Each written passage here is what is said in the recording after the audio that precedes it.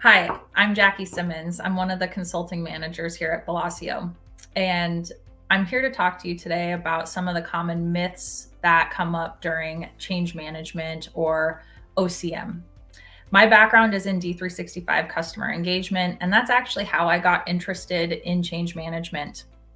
I was finding that no matter how well we designed these tools, salespeople sometimes had resistance. And so I kind of was wondering, how can we make these deployments even smoother? And then, of course, here comes change management.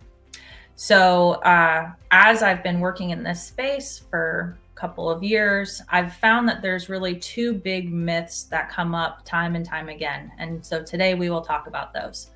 Myth one is that it's one size fits all. You can have an OCM strategy that is just rinse and repeat for any deployment, any use case, any end users. That's just not true.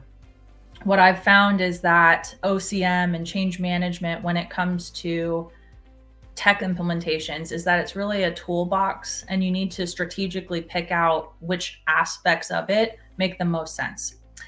The most important thing that I look at when engaging with a new organization on this journey is I want to look at their user demographics. I want to understand what is the age ranges, the genders, how do they come to the table with all of their preconceived ideas or biases, etc.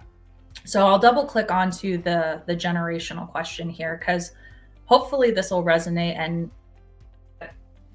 you had a lot of baby boomers. They had to learn how to interact with tech. They love their manuals. They love being able to highlight and scribble and have something from the printer on their desk that they can reference.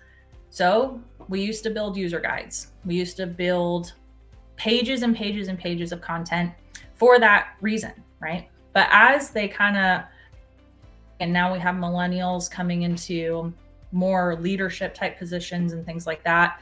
They remember a time before the internet, but they also have really lived with it a lot of their lives. They remember a time before Facebook. They remember their first Facebook account. They had a friend help them set up. So they're used to being kind of trained one-on-one on how to interact with technology. Gen Z is the fun one. They don't know a time before the internet.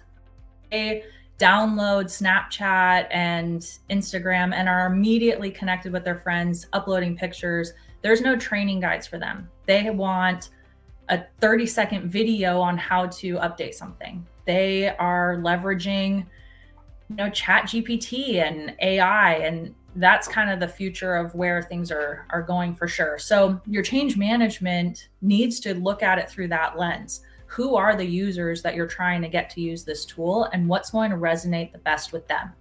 So that comes down to not just training content, but how you interact and communicate with them, right? So perhaps the user base wants a long email with links and takes you to different sites, whatever. Some might just want a quick little informational video, or a couple of bullet points, short, fast, but more constant. So you really have to understand the different mediums, the cadence, content type. The other thing that I look at too when looking at different mediums is the learning styles of individuals.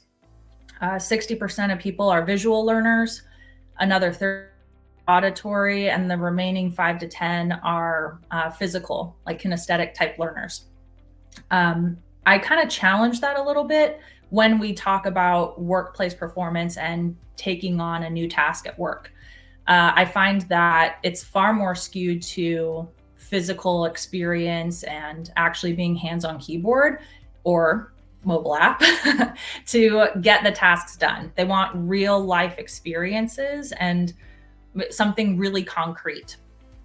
So looking at it through that, I love infographics. I love little videos, audio messages, short emails, nothing lengthy, and more continuous in that communication styles.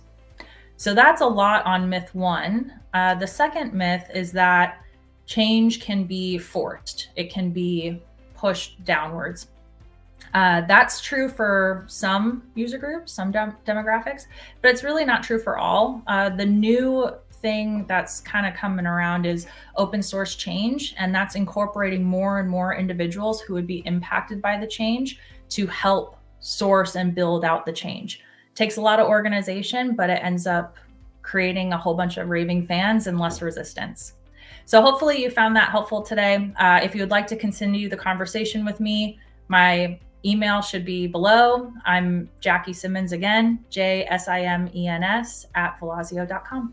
Thank you.